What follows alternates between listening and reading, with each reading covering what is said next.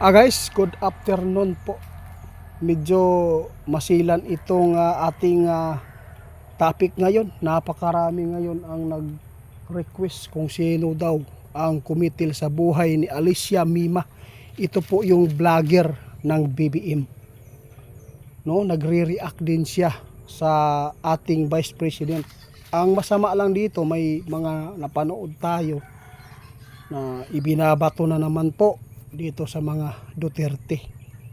Mga idol, mag-ingat po ang lahat ng reactionist sa social media, no? Kapag nag-react kayo sa mga politiko na mga tulad po ng mga malalaking politiko, kailangan na po ninyo na ihanda ang kabaong.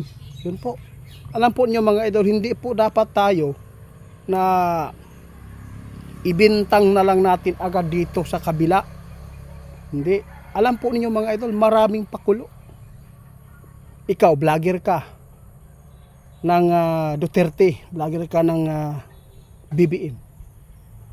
Sa sobrang reactionismo, minsan napapahamak ka kasi may iba kahit kagagawan nila para masiraan lang po sa kabila, ibibintang.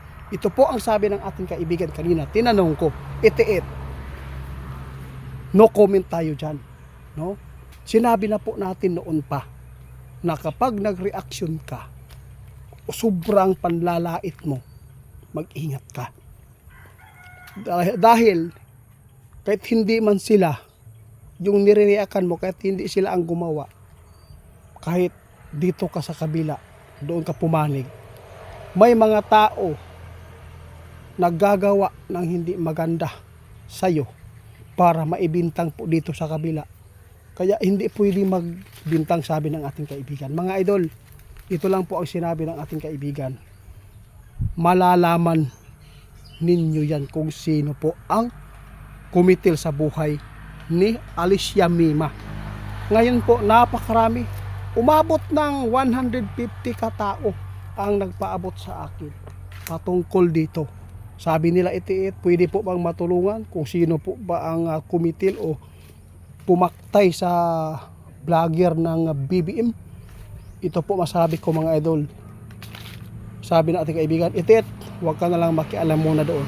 Titingnan natin, no, tutuklasin natin kung ano po ang sanhi ng pagkamatay at kung ano ang dahilan, kung ano po ang problema, kung sino po talaga mga idol.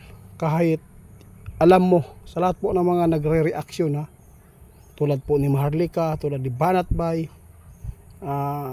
Bugres, yung mga ganyan, hindi pwedeng magkampante.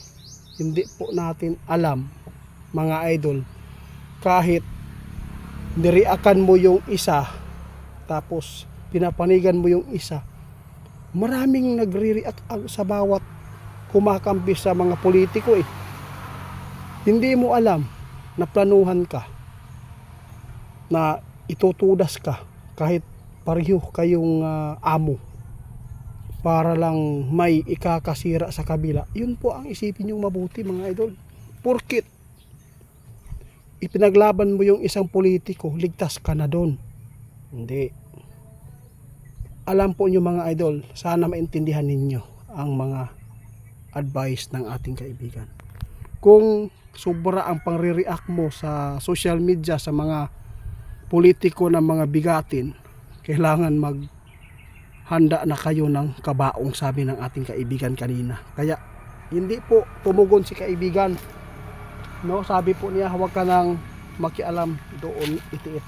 Tutuklasin muna natin kung ano po ang sanhi, kasi marami po ang posibleng sanhi doon, no? Grabe mga idol, talagang nakakakilabot na ang nangyayari. Porket ipinaglaban mo yung isa na walang makapagplano sa iyo ng pareho mong amo ang ipinaglaban mo. Kung susubukan ka, tutudasin ka para lang po ikakasira po dito sa kabila, yun, hindi natin alam kung sino pong mga nakabangga mo ng mga supporters ng mga Duterte. Kaya hindi po tayo pwedeng magbitaw ng sobrang sakit na pananalita. Bias ba? Hindi po tayo pwede agad-agad maghusga. Lahat ng mga krimen dito sa Pilipinas, ibinabato ninyo kay Duterte. Kahit administrasyon ito ng BBM. Mga idol, ako po ay humihingi sa 150 katao na nag-request.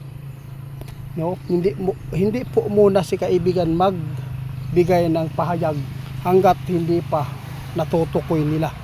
Kasi kanina sabi natin kaibigan, titingnan natin kung sino po at anong dahilan mga idol.